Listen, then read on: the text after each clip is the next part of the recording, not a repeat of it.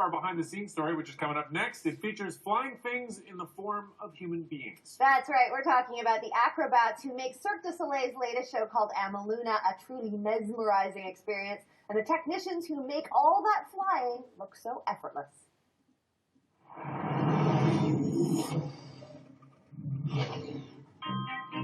In a couple of hours, Cirque du Soleil's newest show, Amaluna, starts.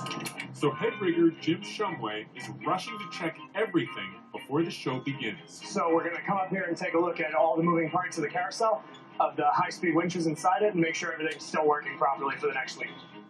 This show has got acts that have never been taken on the road before, like a giant movable water bowl and this. Unique to Amaluna is the fact that we have more people flying at once in a big top than ever before.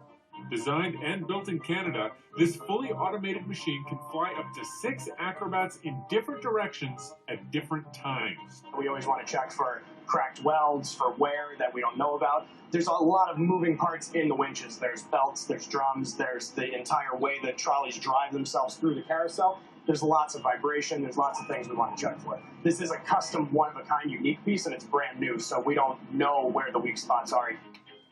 Inside this circle of steel are 3 high-speed acrobatic winches. I love this. This is the best part of the job right here. During the show, they come close to maxing out what this temporary structure can handle. With all the artists on board, it's like they're suspending a small airplane from the top of this tent. The carousel weighs 9,400 pounds, give or take a little bit, and it is not ground supported at all. It's completely hung from the cupola of the big top, which is our main structure at the top of the tent.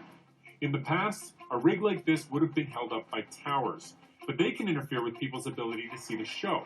So instead, they're running 8 guide wires through the tent to secure the carousel. So there are lots of cables that hold up the big top from the outside, but the one that's a different color is the one that counts for us. This is the last line in our chain of custody for the carousel that gets from the side pole to the ground. It's got its own plate that holds it in so that the carousel never gets any real momentum and tries to pull the tent over. Anthea Nadeau is one of the artists who counts on the safety of this rig. Flying, for me, was a little bit scary because I never got so high so fast. It's so much fun to feel so free and to feel like really like you weigh almost nothing because you're lifted with such power. The carousel is operated from this control room. Every move is pre-calculated to ensure there are no collisions in the air. The choreography is stored as cues on this computer. This is one of the most stressful seats in the house, for sure. This is where the automation operator sits. If we ever get out of sequence, if something goes wrong, this is the person that needs to get us back on track. And sometimes things do go wrong. Yeah, my colleague has got this flight where she is flying literally into the middle aisle in the audience. But a kid just went right exactly when she was taking off, so they had to stop the cue in the middle of the air, which was fine, and then slowly bring us back down when it was safe, and then pick it up from there. So can be a little tricky sometimes.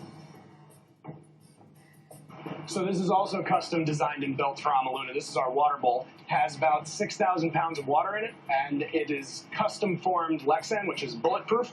I have no intention of finding out, however, if it is bulletproof. Because it weighs so much, we have a really intelligent track system to provide as little friction as possible to get it onto the revolve, which is the center part of the stage. Once it gets on here, this whole part of the stage can spin. Once you get all that weight with that momentum, it can cause some problems getting the tracks to line back up, which we compensate for under the stage. I mean, all this stuff is custom made for the purposes of the show, which means it's also unique and brand new.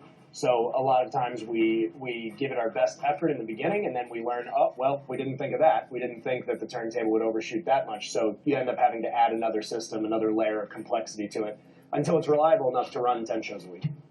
Once the turntable finishes revolving, once it gets down here, there are 2 systems that make sure that it lines up perfectly. The first is a laser system that measures distance very closely. So if the turntable over-rotates, the laser knows that and corrects for that.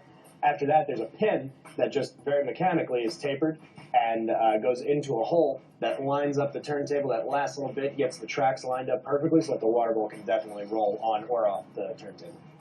At this point, you might be noticing just how little room is under that stage. Artists regularly pop in and out of the stage during the show, just like Jim is doing. It's another thing Jim's team has to take into account. Headroom is only 2 feet in some places, 3 at the max. One of the big worries down here, obviously with the stage being so low, is what do you do if somebody knocks themselves out during the show? So far, that hasn't happened. And now Jim's checked everything from top to bottom. So that's it. We're ready to do a show, so now we need you guys to get out of here.